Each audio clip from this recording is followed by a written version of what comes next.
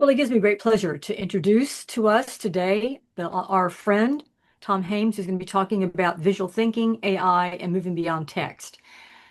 I was going to give a formal introduction of Tom, but Tom said he's woven in his bio into his presentation, so I will not waste time doing that. But I'm glad to see you here, Tom. Thanks for sharing your research with us. Take My it away. pleasure. And please, as usual, feel free to dive in with questions or whatnot at any time. Let me make sure I can see the chat window. As someone who has taught considerably online in a synchronous environment, just like this, I have a pretty good weather eye for the chat window. So please, if you throw something in there that I feel is worth the digression, or even not, I will attempt to stop the train for a moment. Anyway, so so this is about much more than simply text in many ways. I am trying to understand how we operate with information. I loved Andrea's presentation a couple weeks ago. I just rewatched it this morning to sort of get it fresh in my head. And she and I think in some ways very similarly about some of these things in terms of the limitations of how we express ourselves and how that constrains our environment. Um, and I will come back to what this means, escaping the Newtonian paradigm. I actually went into this a few years back in an article I wrote for Current Issues in Education called Thinking Backwards, which is about how we think about information and how that affects education and how we transmit information about ourselves, especially. So, and I will admit, like any good um presentation, I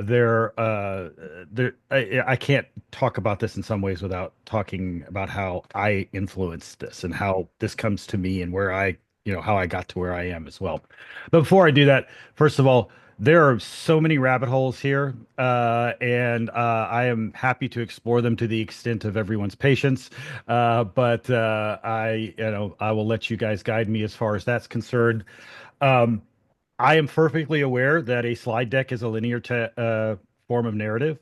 Talking about this stuff, telling this story is a linear form of narrative.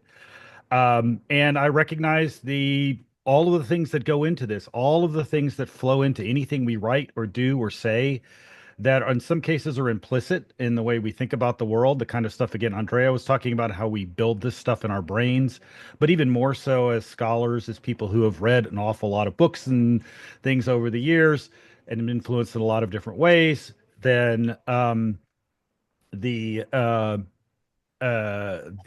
the background that comes into this is complex, and I will extend that to my own experience.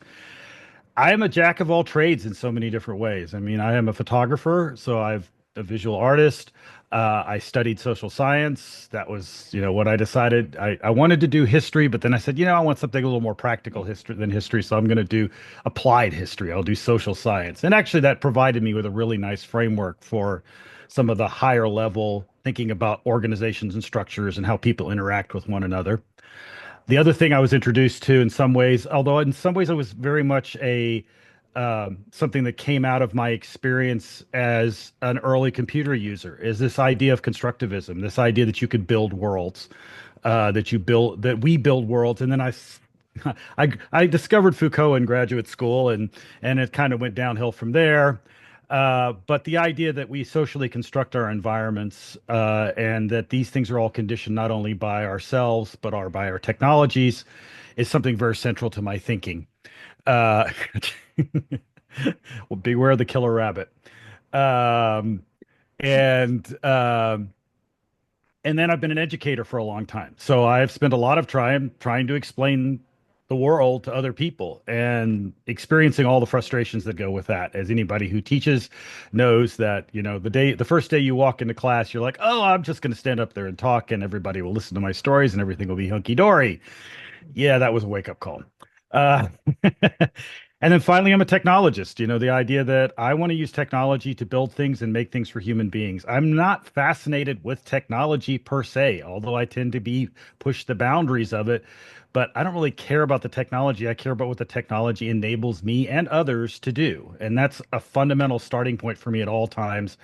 I want something that's very user friendly. I've always been a Mac person for that reason because I don't want to jack with the computer. I want to build stuff and I don't want the computer getting in my way. And so, I don't want to think about it, right? For the most part. And generally speaking, the Mac has been pretty good for me on that. So, um, okay. So sort of an idea, but all of this stuff kind of comes together in various ways in my career. I've written a couple of books. Discovering Digital Humanity is my most recent one. I've done a lot of mind mapping stuff with people over the years in terms of helping them think about ideas in a different way with visual expression, just visualization in general, trying to explain things with graphics and things like that, which has also led me into systems thinking and then I've built physical environments that are designed to be holistically stimulating. So again, the architecture Andrea was talking about the other day was like, yeah, I get you there. I've been doing that. So, and all this has kind of come together over the last couple of years into this convergence, which I am going to call which I'm calling the Knowledge Navigator, which is the project I'm working on right now, and where I'm trying to push the world. So the problem set. Okay. One of the things that I try to do as a photographer is take a complex world and make it simpler, visually simpler, easier for people to understand.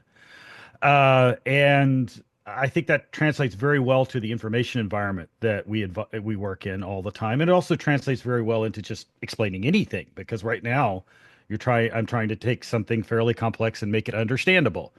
Um, as a photographer lately, one of my new toys is I've got some neutral density filters, so I can do these time exposures during the day, which create these weird effects. But one of the things I've noticed, and I think one thing that's kind of attracting me to this right now, is this idea that, especially with like moving water and other sorts of moving things, being able to do a time exposure creates these patterns and this smoothness to them that belies the chaos that's underneath it. And I think that's kind of what I'm always kind of looking for when it comes to understanding the world. I am looking for patterns. I am looking for that smoothness in understanding the world. But I also recognize as a technologist that our tools limit how we can express ourselves. Our tools limit what we can do, and until fairly recently, we were largely limited to text. I mean, most of us. It's just hard. It was hard to create anything else. Um, And as far as the tool set is concerned, as I said a few weeks ago, I think tools are very difficult. Yes, Dini, So did you have a Tom, question? so are you suggesting that there is a predictable pattern in the universe that we just have not yet identified as human beings because our tools and our intellect have not evolved to the extent that we could see that pattern, or do you really do fall under the chaos theory school of thought? Um, It can't be, I is it both? it's Can you both. have No, can you have both? Both and. can you have both? Yeah, I mean, I think that there are patterns to be found. I don't know where the limits of that are yet, but I don't think we've really explored that in the way that it could be. I think text limits our ability to understand patterns. You have to have pretty sophisticated reading and understanding skills in order to decipher patterns from text. And most people don't have that. And so we're wasting a lot of human potential because people just simply can't see stuff that those of us who've been through years and years and years and years and years of school and books and libraries and whatever have developed, right? And so I want to show other people that world. Do I think there's an ultimate pattern? I'm, maybe, but I don't know how to answer that question because I don't know if we're anywhere close to coming to that answer. Now, I do think we have patterns of human behavior. I think we have patterns of human interaction. I think there are patterns of systems. I think there are patterns of societies, bureaucracies. 42, exactly. Six times nine, right? Uh, and I always knew there was something fundamentally wrong about the world. Um, the but that there are patterns that can be discerned about our own behavior. I think there are patterns about our environment and our societies that we miss, and that's really what I'm trying to get to at this basic level. That's the social scientist in me speaking there. And we always have to remember that our expressive tools are representations of reality. And what that means is that, if we write in text, we think in text. We think linear. We think everything has a beginning, a middle, and an end. We don't necessarily see the stuff to the sides, and this can be very difficult for human beings to understand. All of the things that went into my book, which is a linear narrative, although I do have concept maps in it. I concept mapped it. I concept mapped every single chapter separately in the book, but the all of the things that went into that book, I don't even know what those are. I don't even know what those are in terms of things I've forgotten that I read 20 years ago, right? So these are limitations in our information environment. Our lives are naturally feel like they're linear and that they move in a predictable direction. And some of us feel that more than others. Some of us are more or less comfortable with others.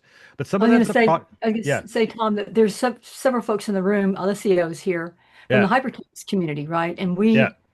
we, I think we think very hypertextually, which is why we gravitate to that field so well. And we recognize the lack of linearity. And I think once again, going back to the clockwork universe, we recognize that probably if there is a clockwork, it's not moving in one direction at Yeah, any given time. I mean, there's chaos in the clockwork even. right. What one But of my favorite a book that has influenced me some, let's just say over the last 20 years is uh Art and Physics by crap, what's his name? Totally lost it. Uh it's right here. Slane. Yeah. Leonard Shlain.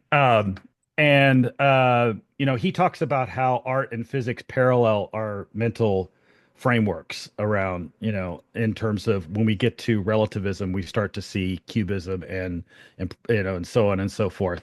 And I think we're dealing with the same sort of thing in a delayed sense with information. We're still very much operating in a 19th century information environment, most of us. Most of us are honestly still doing that, and it's partially logistics that keep us doing that, and it's partially systems, and it's partially legitimization, and so on and so forth. That stuff hasn't really shifted in the way that, because of digital, for instance. I know Seymour Papert has that famous story of the doctor and the teacher falling, being put to sleep in 1890 and waking up again in 1990, and the doctor would be completely out of sorts because all of the germs and stuff, and in terms of how do you operate in a operating room, and so it's so completely different from 1890. But a teacher would feel right at home, because in many ways it hasn't shifted, and um, and again, some of that's logistics. And the So anyway, where are we now? Why is this shifted? And I think what to me has been the real revelation with AI in the last few years is that suddenly the visual tools are that combination of AI plus visual tools. I see this potential for shifting how we approach this stuff and how we process it, just in terms of dealing with the quantity of it and in terms of how we express that. So let me go back in time a little bit here to our old friend Vannevar Bush. I mean, Vannevar Bush in 1945 already identified this as a problem. He saw that the level of information that was being produced was unmanageable even in his environment, and he was looking for electronic tools to do that. And we've spent the last 80 years building electronic tools in theory to do that, but we really haven't, because all we've really done is we've logarithmically expanded our access to the information without really getting at the kernel of what he's was talking about in the As We May Think article, the breadcrumbs. And that is really what's essential in terms of seeing the context of the world around you, and seeing that environment. Um, you know, the Vannevar Bush influenced Ted Nelson and Doug Engelbart. Um, and in some ways, Engelbart is in his purest desolation. I mean, sorry, Nelson is his purest distillation of this in the sense that he really is thinking about tools or the exploding information in such a way that is completely fluid and worrying about the connections and so on and so forth. And of course, he's been trying to build Xanadu since 1962, 64, something like that. And he's I've seen some of the efforts over the years, and I see where he's going. I also see where the technology fundamentally limits what he can do. And what he's trying to do is insanely complex conceptually, but it makes it almost, and the technology though makes it practically very difficult to pull off. Engelbart was very effective at translating this into, as much as was possible, practical means, in the sense of he thought about, okay, how do we empower humans to work on this stuff and give us the tools to start moving that ball forward? And that's, of course, where we see the NLS system, you see the mother of all demos, and everything that grew out of that. But they both got it on different levels. But Engelbart was always frustrated with the fact that he couldn't make that systemic shift happen. And that's what he spent the rest of his career after the 70s trying to accomplish. I mean, if you read his later stuff, uh, and um, and of course, meanwhile, Nelson is just sort of doggedly pursuing Xanadu all this time, and running up against the technical things. Um, the thing they have in common, though, is that, and if you look at the diagrams inside of, if you look inside of uh, augmenting human intellect, there's a diagram in there that's essentially a conceptual chart in a sense, and he's already thinking in these terms. And But he also he's an engineer. He recognized this. I can't build this, right? I've got to build something that works. And they understood that this is a real challenge to uh, make these things work together. I mean, there's this disconnect again, technology versus conception. And they both they saw this world, but for one reason, coming at it from one side, from Engelbart's side, and coming at it from the other side, from Nelson's side, neither one of them was really able to realize the vision with that. Um, so, of course, Engelbart, what grew out of Engelbart was the Park team. And, it's important to recognize that, we had this paper fork, as I like to call it. Uh, and Pardon the pun. I get paper forks exist, right? I think they do.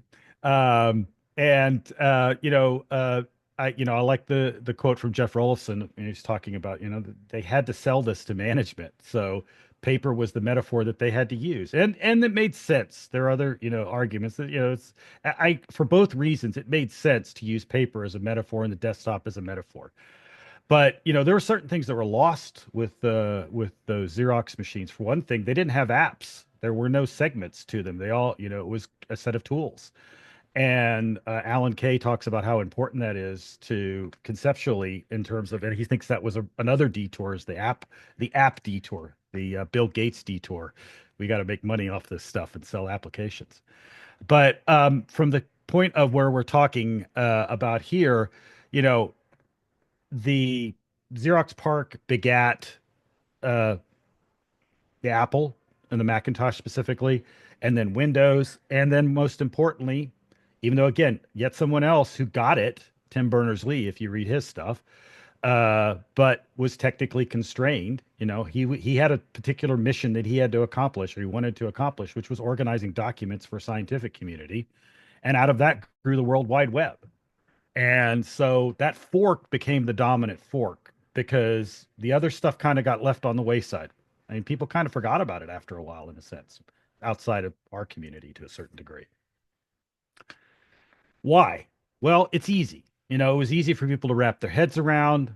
If you envision the web as a stack of papers, and in a sense, hypertext. When I saw hypertext, I remember the first reaction I had to hypertext back in the late '80s or something. Like I said, "Oh, look, it's like the Star Trek computer."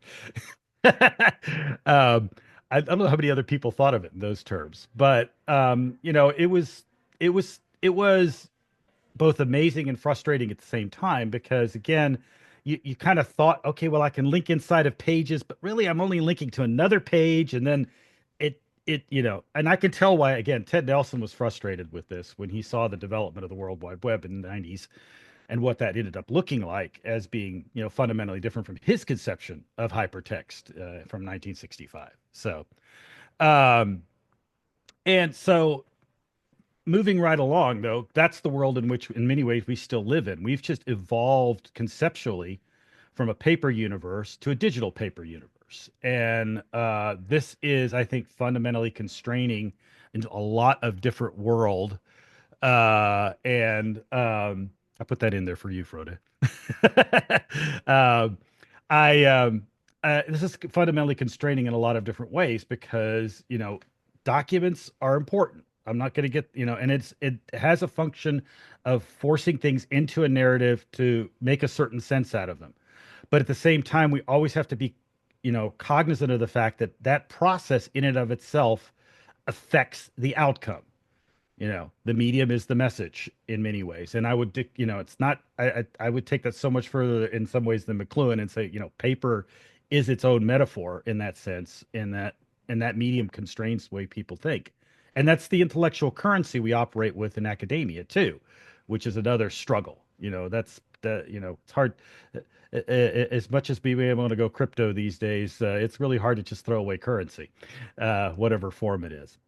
So one of the things that started to take this apart, certainly in my world, is this idea of concept mapping. And I started doing this in the Audis when we started having digital tools that allowed us to do this and working with groups. And I really saw the power of this very quickly in terms of, just sort of making people think of things spatially rather than linearly. And that to me is really the advantage of concept mapping is that, instead of looking at things in a two-dimensional direction, you're at least working in a three-dimensional direction if you're using, let's go real old school and put post-it notes on a whiteboard or a blackboard, or electronically with tools like, Mind Manager or MindNode or Miro that do this sort of stuff, and others as well. Those are the ones that I've tended to use. And but that's always been, I mean, I love doing it, and I get a lot out of working with this. I work, I use it to explode my own ideas. I work with groups to explode their ideas and sort of reassemble them and think about problems in different ways. And it can be extremely powerful tool, but it's hard to use. It's very manual and it takes time and it takes certain skill sets to be able to do it. And I'm not going to lie, by introducing myself into that process, I'm putting my finger on the scale. So I am changing, I'm shaping the world in the way I'm constructing the world that I see out of the various spaghetti bowl that typically emerges from these workshops. And then I bring it back, of course, and we talk about it and we continue on. But I've already influenced and biased the scenario there. So the Knowledge Navigator tries to automate this. The idea here is that you get away from that as much as possible. Yes, it's biased in the sense of it's garbage in, garbage out, no matter what you do. But you can control that level of garbage in the sense of you can control your source set. The initial version of it is going to be a retrieval-augmented generator driven, so you're going to be loading your own documents into it and using it to map out those documents. Yes, you're still muted. Sorry. Can you explain how you've got the three images going Yeah. across? You have the legacy concept mapping, which makes perfect sense with that image. Yeah. Knowledge Navigator, which is a much more hypertextual environment, right? I Hmm. would say. So can you explain how spatial scaffolding is represented in that image? Well, okay, so yeah, that's kind of step three in the sense. But okay, so yeah, I will. If I haven't answered Okay. you in a few minutes, I'll Okay. circle All back right. around.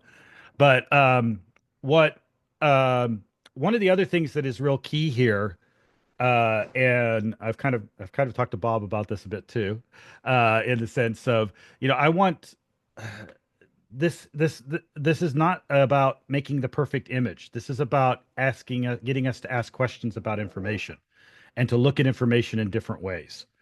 One of the other metaphors I use a lot as a photographer, a lot of times the difference between a mediocre photograph and an interesting photograph is perspective.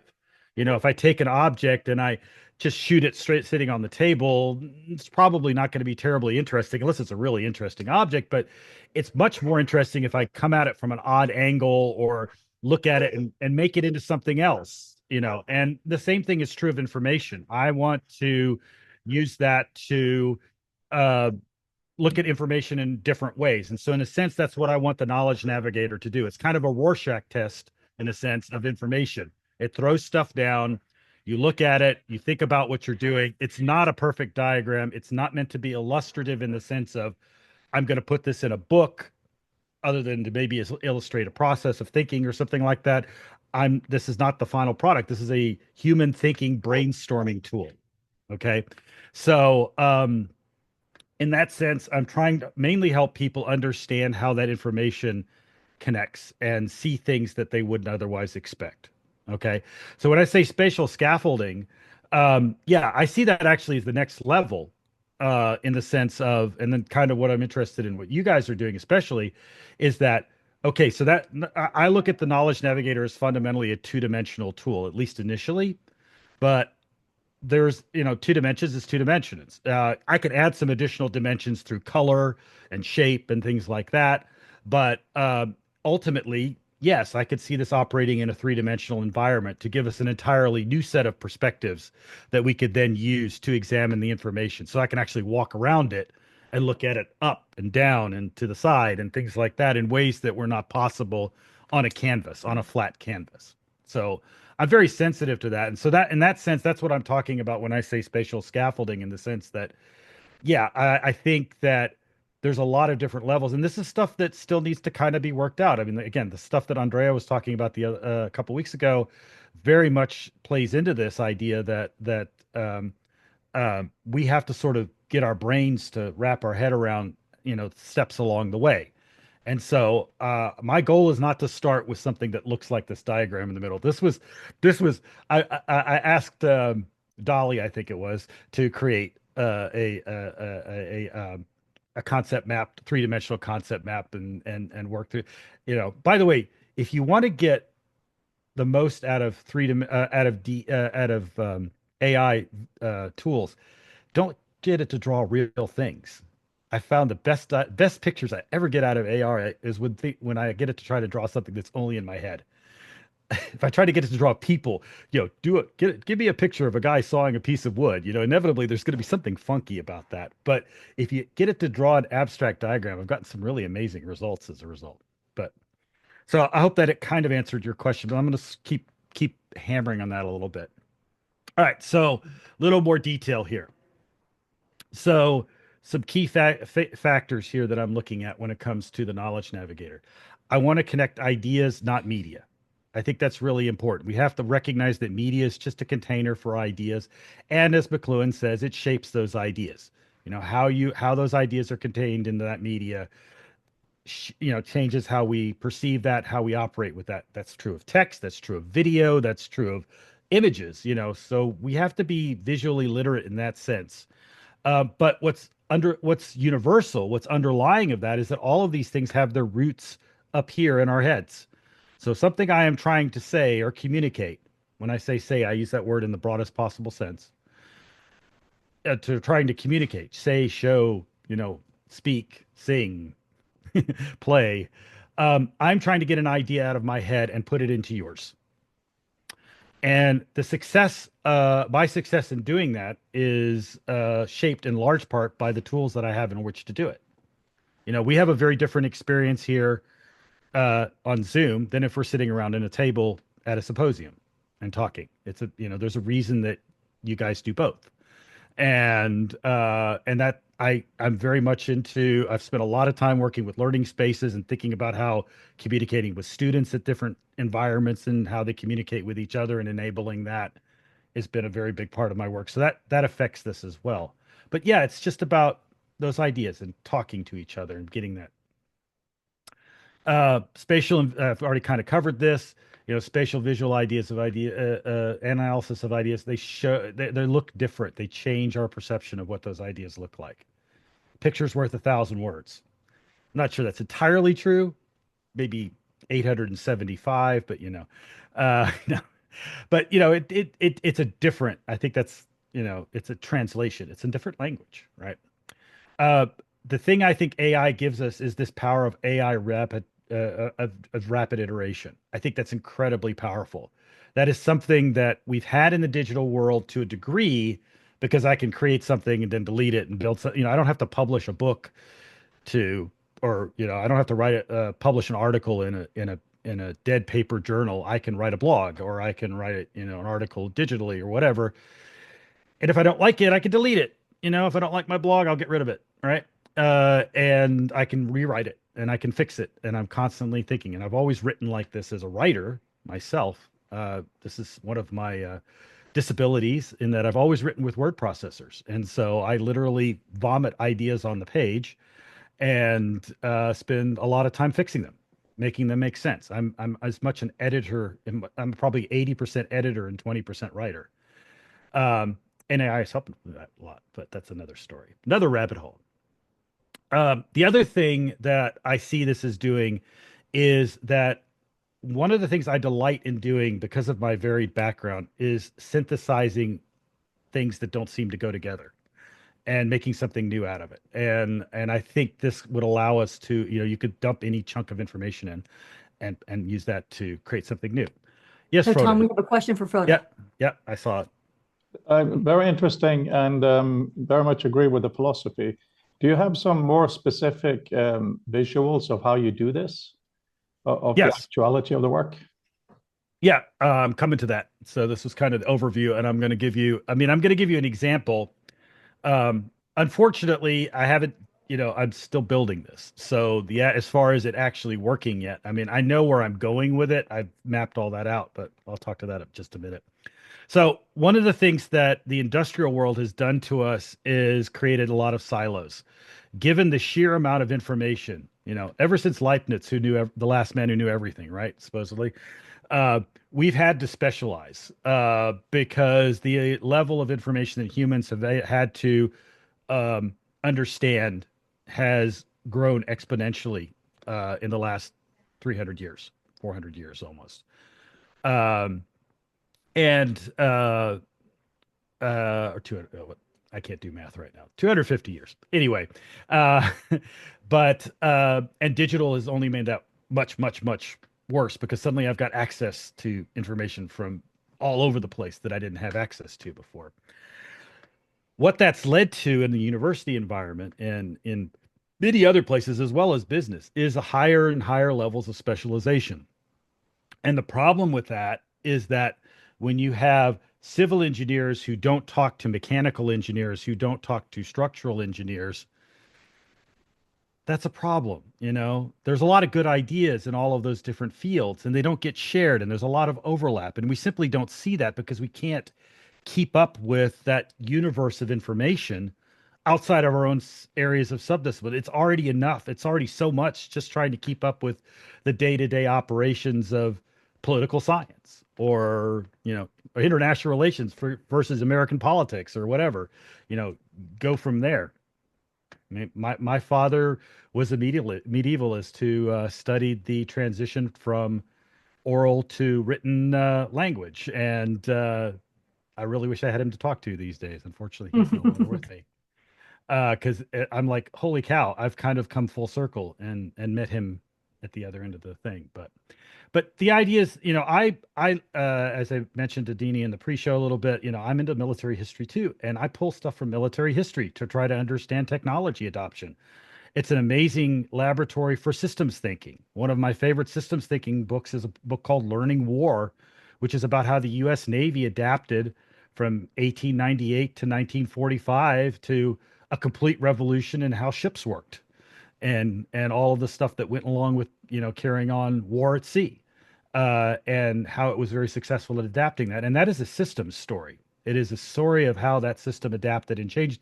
Other systems did not, and they suffered as a result during World War II in ways that, and this to me is every bit as significant, in some ways more so, than our ability to adapt to a system of a digital world, as opposed to an analog one, and so on. So, and then this idea that we have a non-ontological, yes, wonderful book. That's it. We have a non-ontological um categorization, because one of the things that we run into a lot, again, stemming from this very same problem, is we want to put categories on everything, and it gets so super specialized. And if I don't understand your categories, it's very hard for me to get into your world. This is what Foucault's talking about when he talks about languages of power. Um, and and that to me is really important. Dina, did you have something? Or oh, No, just about archaeology of knowledge. yeah, yeah, yeah, exactly. And what I think is really a shift with AI is that I don't need that ontology anymore. I can take undifferentiated information. I can take any two books and say, what do these two books have in common with one another? You know, what does Shakespeare have in common with Donella Meadows' systems thinking? I bet it could find something. You'd be amazed, and there's some real insights to be found when you start doing stuff like that. Um, so yeah, and I'm excited about. I mean, I've been playing with not with Notebook LM, doing that sort of stuff already, and you can do some really interesting stuff that way. So, what does this thing potentially do? Well, it does an awful lot of different things, and this is one of my challenges with this, is because it can go in so many different ways. I've mapped out a bunch of use case scenarios for it. These are all on my website, ideaspaces.net, if you want to go and look at it. Um, and but depending on what field you're in, there's utility across the board, and there's things that are overlapping utility. One of my pet projects over the years, not projects, but one of my dreams, so I say, for the academic world, is to have an authentic learning repository, for instance. The idea that, I think grades are horribly corrosive to learning. I think transcripts are a reflection of grades, and they're not a very real reflection of who human beings are or what they're capable of. It just says you're a good student, doesn't mean you can actually do anything useful. uh, and and also we miss an awful lot of talent just because they never enter that system. And so how do we find that? Well, you know, if you could have a repository of artifacts of people rather than numbers and resumes and things like that, and say, I've actually built this. I've done this. This is something that I have created. The big problem up to now has been, how do you find it? Discoverability. That's the fundamental issue there. The reason transcripts work is because they're a universal language. They're easy. You can go to any school and say, what's the grade point average of that Dina had when she took her master's degree, whatever. I could no. Okay, sorry. But you could do that, is the point. And you'd have some idea within reasonable approximation. But everybody knows that there's a certain, does it matter? How often do people actually do that, right? I think there's a universal recognition that grades are a poor metric. And, I've had students who've learned an awful lot and gotten C's in classes, and I've had students who've learned nothing and gotten A's, and it has to do with the, industrial package that we have of learning. So yeah, I had the same problem, which is why I don't have a PhD. That's another story.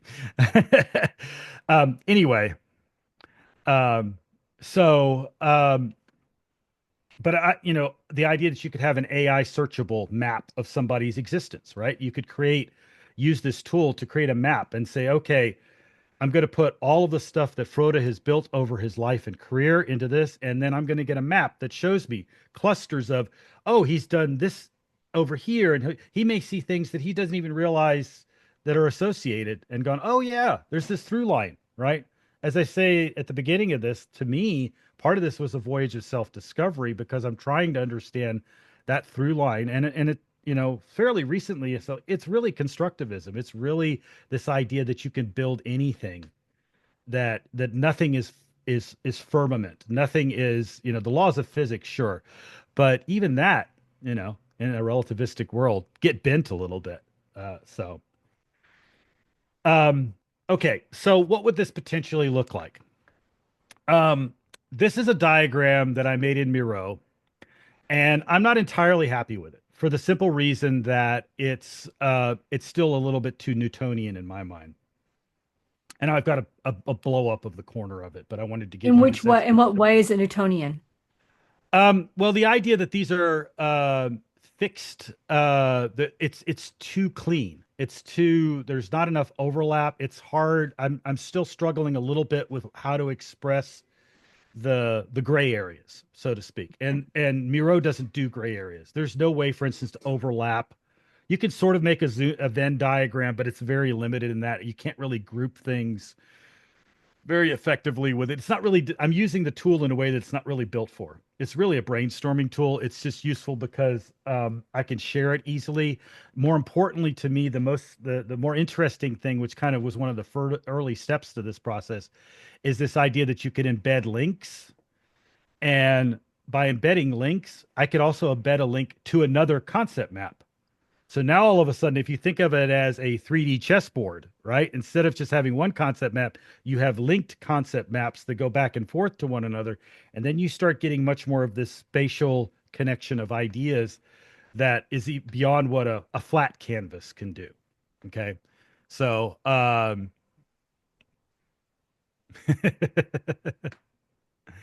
I don't want to get into IP, Peter. I'm just That's a wondering, I was thinking, Tom, looking yeah. at this map, and you're Mm-hmm. talking about the spaces in between. I'm just thinking about dark matter, Mm-hmm. how we're just starting to grapple with the idea that the sky, the stars is not just the thing we should be looking at, but the thing that holds it together, which is the dark matter. And what Right. you're suggesting with this map maybe is that the background that's gray is not Yeah. background. It's gray matter, right? And it's the things that hold these ideas together that we Right. cannot exactly describe. Right. Yeah. It disappears because it's the background, but it's not really that. It's something that's more present. Yeah. Yeah. Exactly. So this is just a little background on the actual diagram here. What I did, a number of years ago, I did a web page which you can find on Idea Space. It's called 25 Books Every Technologist Should Read, and sort of looking through my influences and stuff like that, and talking about why these books are important. They're very eclectic. They include things like Learning War, for instance. Um, But as a follow-on to that, I did 25 articles or shorter pieces that because I feel like a lot of stuff gets overlooked there too. And I never really published that. But what I did a few years after that, about beginning of last year, I think it was, I said, you know what? I'm be kind of interesting to map out how I've been influenced. So I took all of the blogs that I had written over the last several years, and I tried to connect them back to that information and just see how they clustered and how I could sort of figure out, okay, these articles are really about this. These articles are really about this. Or these pieces are really about this. And so that's kind of what I created. And I can give you a link to the Miro if you want to explore. Um, but I've used this as kind of a launching point because this is really where it kind of started struggling with this. This is a time consuming task. I won't lie. I think this took me several weeks to build out, and of course, many more weeks to clean up. Most recently, with some input from Bob Horan to make it a bit cleaner, although he bears no responsibility for the outcome. um, so yeah, just sort of zooming in here to sort of give you a sense of kind of where I'm thinking about the way I'm building this out right now. Um, so there's two typologies of documents that I want to establish. Loosely speaking, you can make them pretty much anything. But one way of looking at it would be to say, okay, these are things that are internal that I've done myself or that are part of my company or my department or whatever. And that these are things, and then the second type B documents, which are the circles, are clusters of things that are external that I didn't create or that someone else created that somehow I want to connect in. Okay. Um, and I'm differentiating those with shapes. So again, trying to do a little bit of spatial scaffolding in that sense. So I'm using multiple ways to differentiate. So I've got shapes to distinguish between the two different kinds of documents. That's probably the easiest way to do it. I want to keep this initially, at least, fairly simple and straightforward. Okay. Um, And because again, this is by itself a major rabbit hole. The and then the lines are connectors where you're connecting in the hard connections, direct connection between the internal document and the external document, which are the black lines. And then the colored lines are the ones that transcend those boundaries. Okay, so if it's going from an orange sector to the green sector, you'll see it has an orange line showing that this is an orange connection to a green area. And then you start seeing these kinds of overlaps. Um, and thinking through all of this stuff is, I wanted to make something fairly simple and straightforward so that the AI could generate it. And I'm going to do this through a mechanism of proximity scoring in different ways. And so there'll be a couple of toggle switches where you can say, okay, this is an internal, a type A or type B document. There'll be another couple where you can talk about, I think there's a document type one, but then the rest of it is, okay, so how many things are in common here? Do we see some proximities of frequency of words, frequency of phrases, connections of ideas, just to see what it shows me. I love hallucinations, by the way, in AI, because it shows me something I'm not expecting. That's what drives me crazy when people complain about hallucinations. Like, don't fix that. That's the best part. If I talk to somebody and they always tell me exactly what I'm expecting to hear, that person's going to be very boring to me, right? But if I talk to somebody and they're always surprising me, I like that person. I want to keep talking to them because I'm always going to have my brain expanded and challenged. And that's what I want AI to do as well. Because I consider AI in that sense a sounding board, right? Does this kind of answer what you're talking about, Frode? Yes. Okay, good. And just to add to my yes, one of the things I was thinking about earlier today is with my own software, I'm all about the visual shaping and all of that stuff. I think it's very powerful what you're doing about using tools that are out there, using this one, using Notebook LLM or whatever, using another tool to do the mapping. It's basically the opposite of what I'm doing, and therefore I think it's very, very interesting. So thank you. Oh, well, yeah, I know I can be a bit of a sideways person in this group of times. I've noticed that. But so where am I now? Well, I have been trying to get this off the ground seriously for about a year now. Talking to potential funders, developers, and things like that. Um, and I have gradually come to the conclusion that the best way for me to do at least the prototype is to try to do it myself. And I'm not a professional coder, and I have coded a little bit, but and I'm sure Fabian and Carl are about to tear their hair out. But I have coded a little bit over the years, and I understand how it works. But I am going to see how far I can get using AI to help me assemble this stuff. I mean, I understand logical structures. I can parse code. It's like my French. I can read it, but good luck getting me to speak it. And I mean, I can speak it enough to get me into trouble in Paris, but um, uh, uh, but I'm hoping that will get me far enough to where I can have something reasonably functional by the end of the summer. And I've mapped out a roadmap to do that. I recently bought a nice little Mac Studio M4 to run the AI engine on. I'm going to use Mistral to most likely as the engine, and I'm trying to go open source because I want to have that level of control over it. The visualization end of things, I'm really intrigued by the potential of maybe using Tapestry for that. But I'm still talking to Bob Stein and his development team about where they are. They're really early in their game too, and so as far as rollout is concerned, I just need something that has a big mouth that will absorb JSON files or something and then spit out a representation of those in a visual sense. I think for most people, getting them to wrap their heads around this and to understand this, I've kind of pitched this to this crowd because I know you guys are a little abnormal. But the to most people, getting their head around what exactly this does, I don't think you'll see it until you can experience it in some ways. And the idea that you are going to use this as a way of visually exploring the world in unexpected ways. And again, give me a use case, we can talk about it, but I don't want to spend the rest of my time talking about use cases.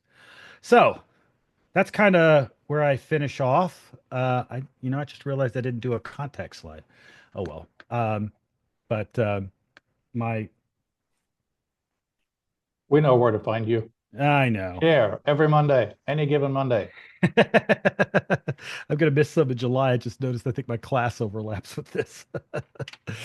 But yes. So questions, thoughts. Well, I just clap first. Thank you. Thank you so much. We're doing the polite thing, Tom, the academic way. We clap and then we ask questions. Then we take you apart. Okay, go for it. All right. So Frodo has his hand up, and please do not hesitate to ask questions. Jimmy is next. So Frodo, then Jimmy. Questions and comments. First of all, to address the AI skeptics, which of us are many, I hope you're all Star Wars fans, because the things about droids in Star Wars is they're this weird thing of being either a machine or a character. It's like it's not fully understood what it means to have, you blow one's head off and it doesn't mean anything. It's just a machine. Another one is your best friend, right?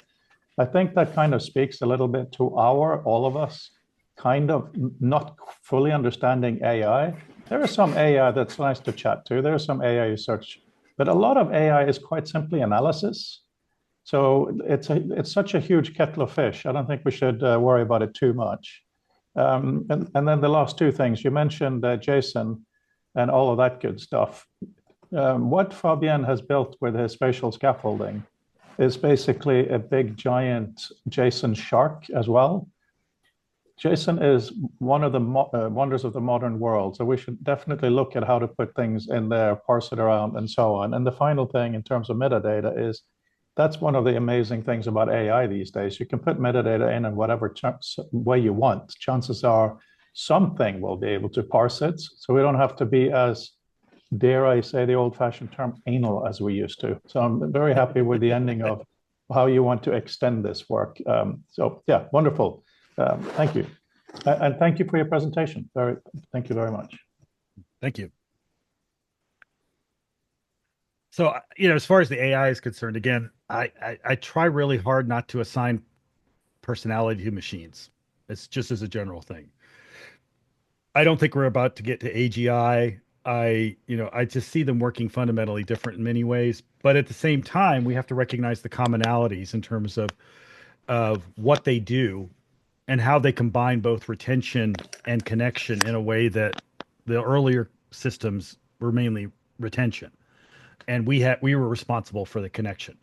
And I think that is an incredibly powerful thing. And that allows us to step on their shoulders to do other things that make, it's just like every other tool. It allows us to do new things. We just have to recognize that it's going to change how we do existing things, because so many of the existing things we do are based on paradigms that are based on retention. For instance, we memorize things in school. That really hasn't been as relevant since Google and Wikipedia. Now we need to know how to analyze things much more than memorize things. And that's been a struggle that I've seen a lot of educators go through over the last 25 years. Right. So Jimmy's got his hand up patiently.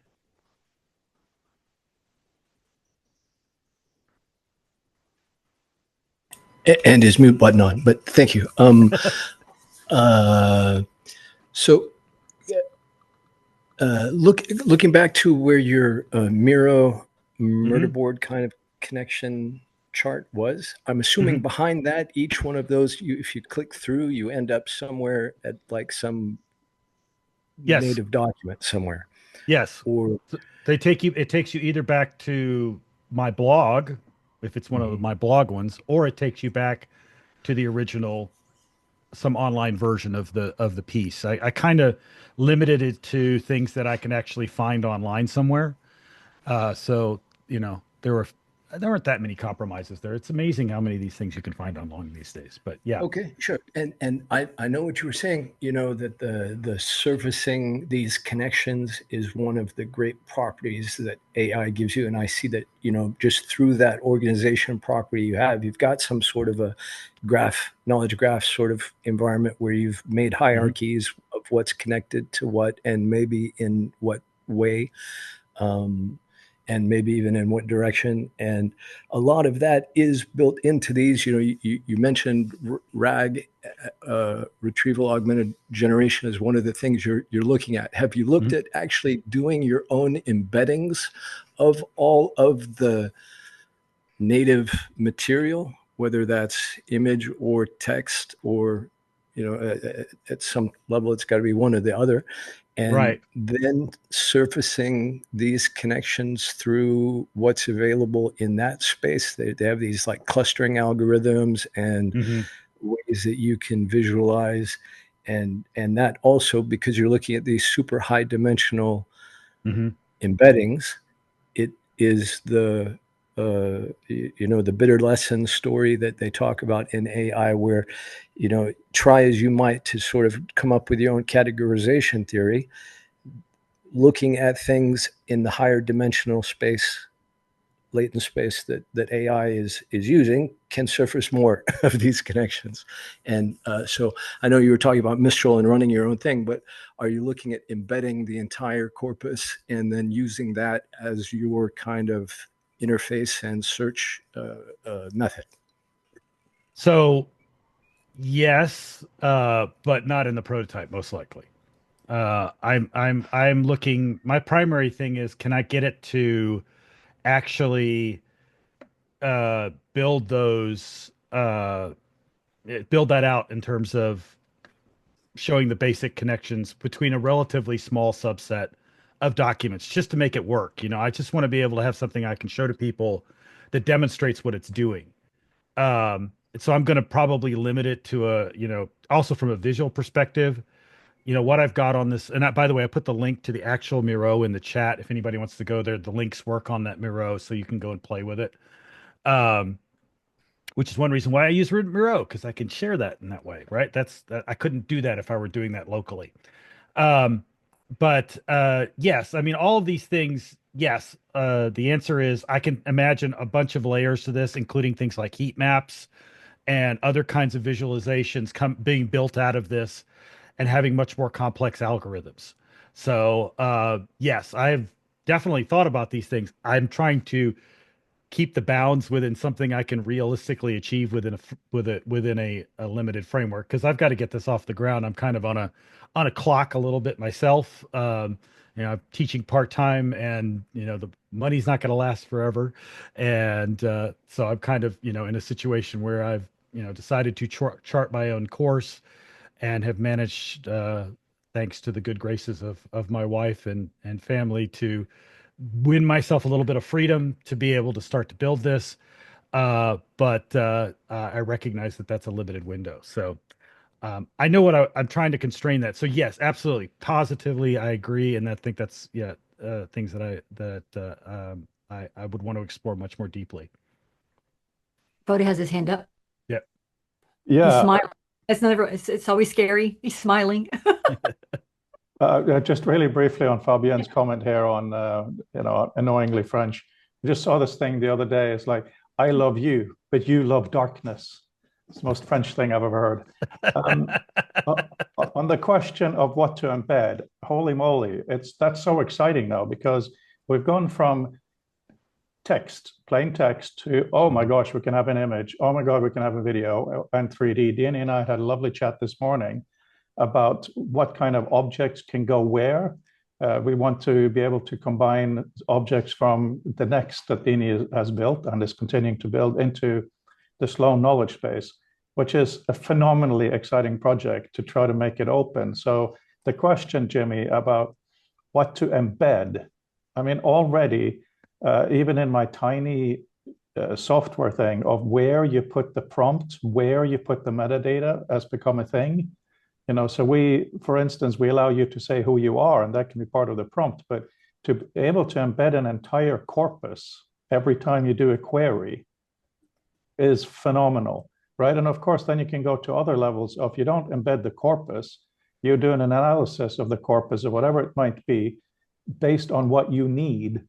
And the result of that, you can then embed. I mean, it's difficult to think about because we're talking about such enormous amounts of data that we're living in a time where that's okay. I mean, the video that we're recording today that I'll upload, it's a couple of gigabytes. It'll take me less time to upload it than it does to type in the date of today. So to free our mind to not give a monkeys about the size of data or the processing power. I remember Brandel, one of the first sessions he was in, he said something along the lines, and Brandel, please interrupt me if I quote you wrong, we need to learn to waste pixels. We shouldn't be precious about pixels, right? And we're talking intelligent pixels here. So where to put stuff. I mean, one of the great things we've been talking about in the community as well is when you're in an XR space, you can have, we talked about dark matter, Dini.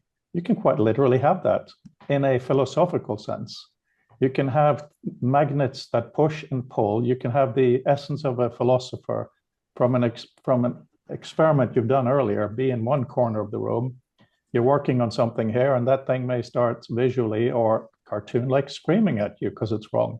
Tom, you talked earlier about comparing these two corpuses for how they're similar. Mark Anderson, who was quite a bit of an AI skeptic, had a brilliant idea not long ago where he said, what if the AI knows as part of the query all of his own work? So when he comes across a new work, it can tell him immediately where they disagree or where they agree, so he can choose how to, yeah. Right. Mm-hmm. Wonderful questions. That's been one of my frustrations with Notebook LM. For instance, one thing I did recently with Notebook LM was I uploaded some of the corpus from my grad school stuff from constructivism and several texts and things like that. And I wanted it to go out and analyze using Gemini and say, okay, using these books as a filter, this information as a filter, tell me the top 10 things that I need to be paying attention that Trump has done in his first 100 days. It couldn't do it. It can't jump that way. I'm hoping they'll get there, but I find that more than a little frustrating. Getting back to something you said about Jimmy's comment, though, I don't want to get caught up again in media. This is really about stripping it back to the ideas. I'm really interested in what's underlying that media. The media is just an expression of those ideas. It's important, don't get me wrong. But at the end of the day, I want to see how a movie connects to a book, connects to a radio play, connects to whatever, that, a poem or whatever, a photograph or whatever. That to me is what I'm looking for. So, in a sense, I'm trying to get away from media and strip it back much further than that. So, Fabian, you have a question? Fabian.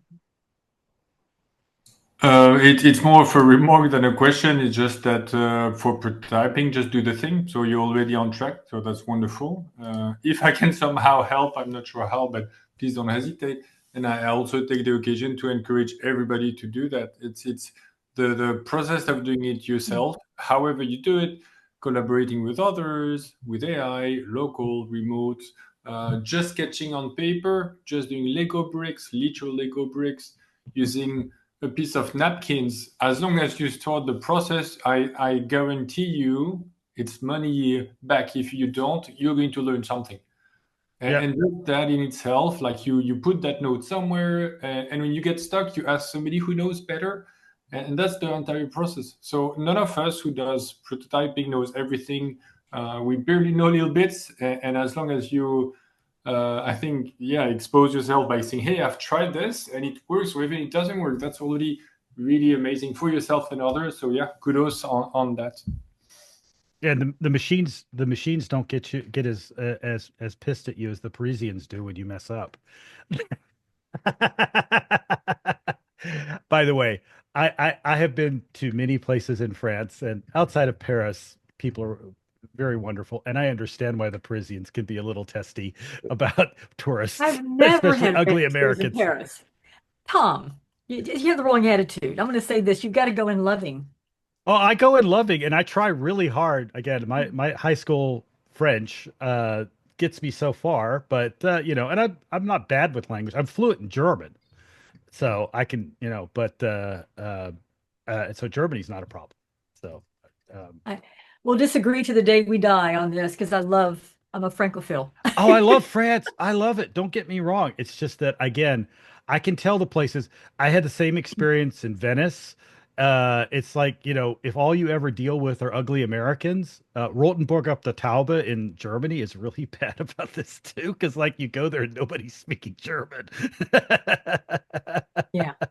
So We have Froda's yeah, hands up. So, yeah. Froda, please Yeah, change the subject. first of all, Danny, I just wanted to pay you a compliment because the way your appearance and your demeanor, how in the world could Parisians not love you? You look like you're French. So yeah.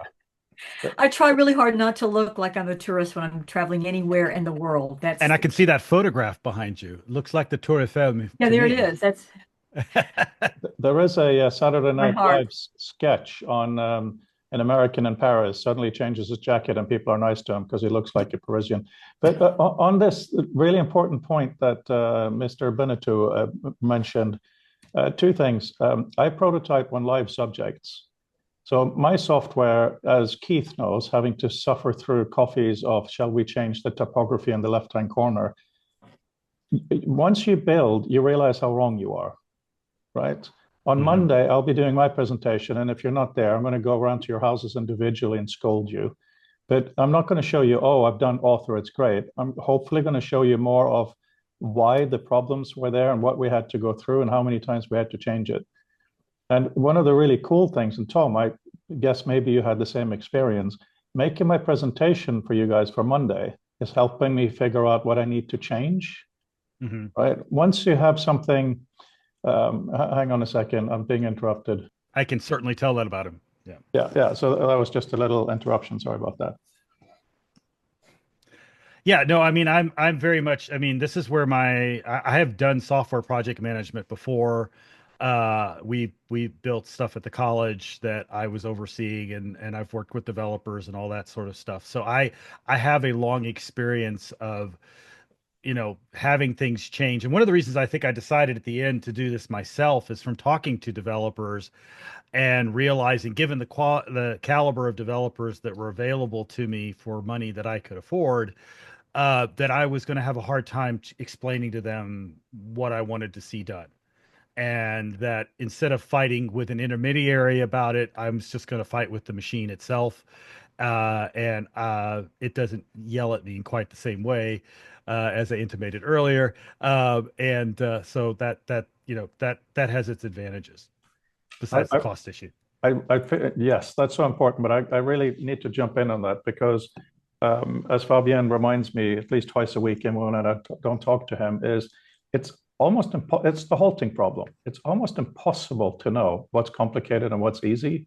Yep. I find that amazing, and I come from a creative background. I consider myself creative, blah blah blah. But even this weekend in my mapping thing, I realized, hang on, why don't I just put a drop shadow there and do a thing here, and it vastly improved it. My programmers did it in an hour. Right. And then other times, can you just move that to the left? No. Because of the framework? No. Right. So it is so absolutely exciting to be out there and actually doing, because sometimes absolute miraculous things take half an hour and then the most simple thing just can never be done. Oh, anyway, just have to. As anybody who's ever fixed a car will recognize, there's always that one nut that you can't get off, and that takes half the time, half of the time you spend working on it. So, Fabienne's hand is up. yeah, it's I think it's fascinating. It's also on the complexity of a system. Software, even though very malleable, it just ledgers together all. It becomes it's not like a couple of pieces of Lego together. It's an entire construction. And if you do software on the web with open source, it's so many different bricks together. And indeed, if you pick the right brick or the wrong brick, either you break everything or you make something you change everything. So that's the beauty and the scary part of this. And I think a lot of time, maybe just I think a lot of if you're wise enough, when people ask you to make an estimation for software development, the answer usually is I don't know, and then you iterate through it, and then we discuss, we see what's feasible. But I mean, somebody who give you an estimate about software development, I mean, it's a running joke basically. Yes, and one of the reasons I stopped coding is because I have the same problem with coding that I do with complex math. I will make a mistake in the first 50 lines of code, and then I'll get to the end and I'm like, it doesn't work. Now I have no idea because I'm not a detail person. That's just not me. I'm a global, I'm looking at that whole house of Legos, and I love putting together, I have my own little, Legos here that I use to de-stress myself. But yeah, I love doing that, and I have to see the picture as a whole. But if I can't visualize that, it's really hard for me. And so I'm hoping that the tools I'm going to be using will help me with that. So, yes, I'm going to, again, hopefully use AI to do code checks as well and stuff like that. And at the end, I'm probably going to have to bring somebody in and say, okay, clean this up to a certain degree. But the other thing is, everybody's like, oh, AI does this so horribly, and, et cetera, et cetera. There's an awful lot of bad code created by human beings. Same thing's true with text, and you just have to be recognize the limits. Oh, absolutely. Yeah. Teams of coders. Oh my God. Everybody's got a different, I'm going to just slap this on there and put this there. And oh gosh. Yeah. Okay. Have you ever seen the code behind Muse, which was an Adobe product that no longer exists? I mean, you just start all over. You can't even use the code anymore. It's just terrible. Jim has his hand up, and then I have my hand up, and we're getting close to the end here. I know Frodo wants to end the discussion today. So, Jim? I just noticed that Frodo's presentation next week on June 2nd is also on his 57th birthday. That's why you have to come. To say. He didn't want to mention his birthday. No, I did. I'm going to be blackmailing everybody emotionally. It's my birthday party. He's been complaining about his age, and I keep telling him the 50s are great. Yeah, no, I'm okay with the 50s. I'm just worried about what comes next. But likewise. Oh, come on. Yeah. I'll tell you what, I'll hold a workshop on what it means to be 70. It's pretty okay. Yeah, no, that's Dini, you are quite literally living vibrant proof of that. And also Rob, who gallivants around the world. 80's pretty good. 80's not bad. I spent most of my life being the youngest person in the room, usually, and now I'm not. Pretty okay. All right. So Jim, Dina, did you have a question?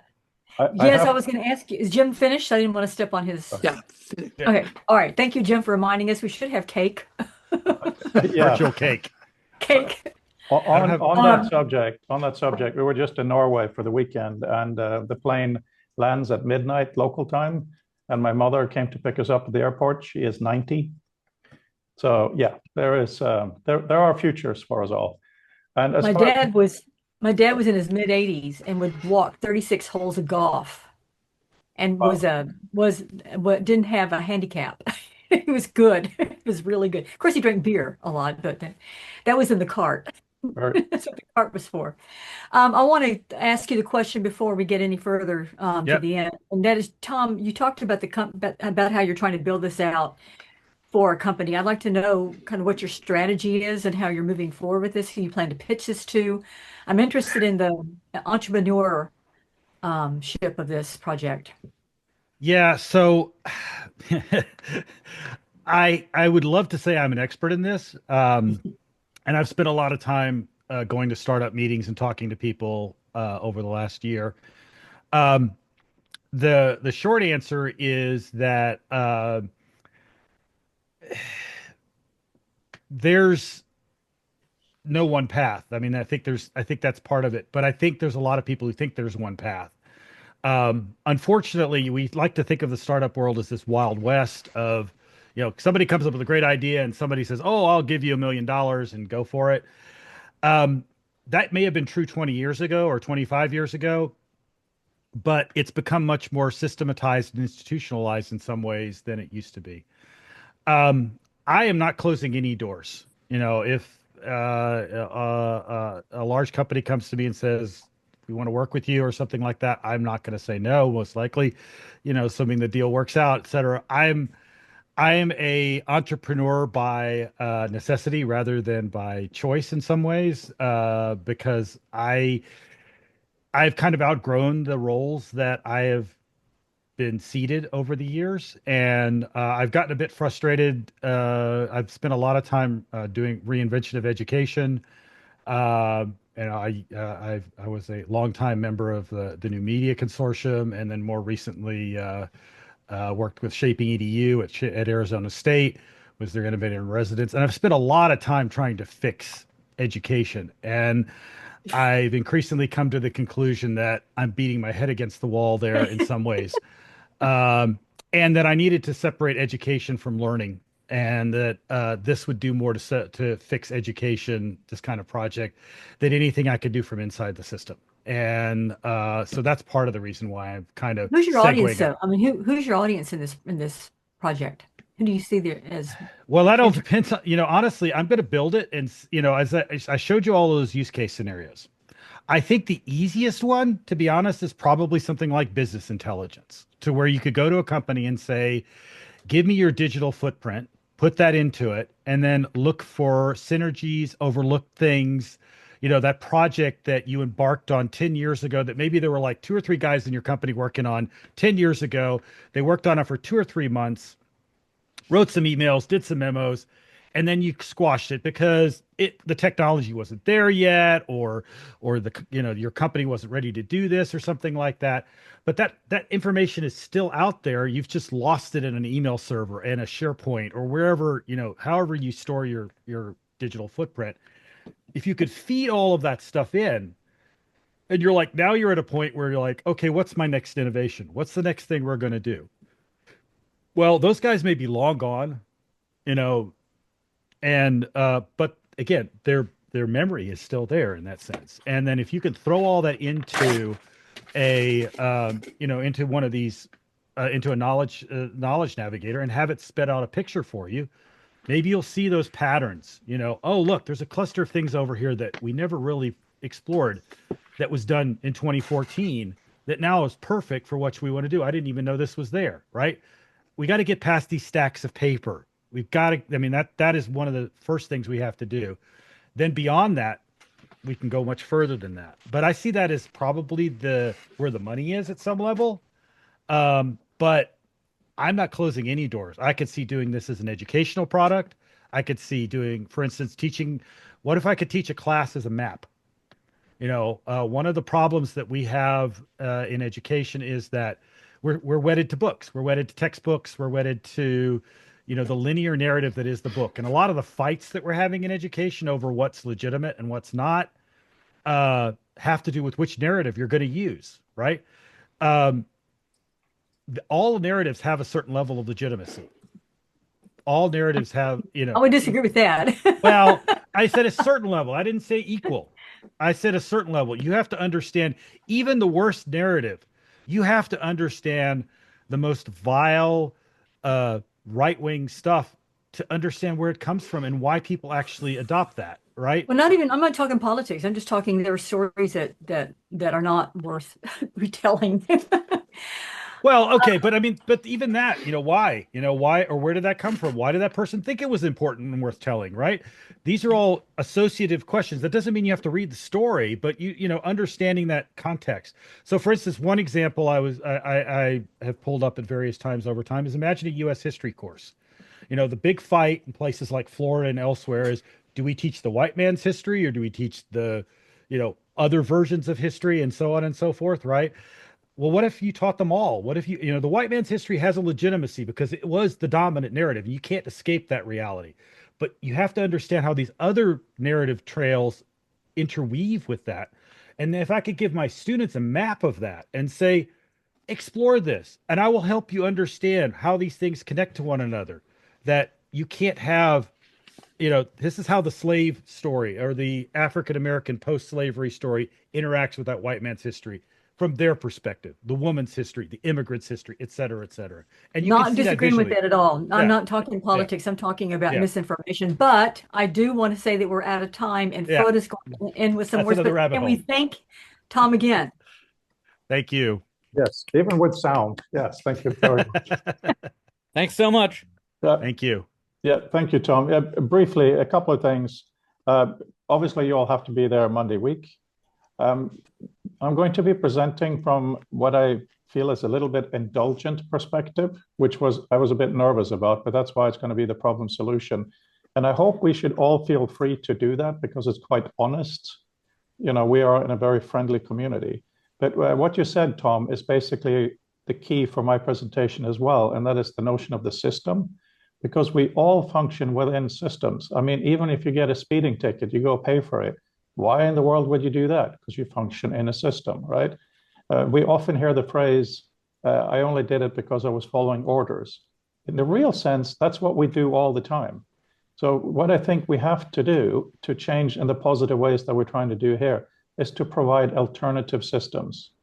Because trying to invent something from scratch is really hard, as we know. We can't expect the rest of the world to feel like that. So the system that you are working on, Tom, the data, the way we share things is really, really important because we can't just moan, we have to create new systems. So I thank you for that.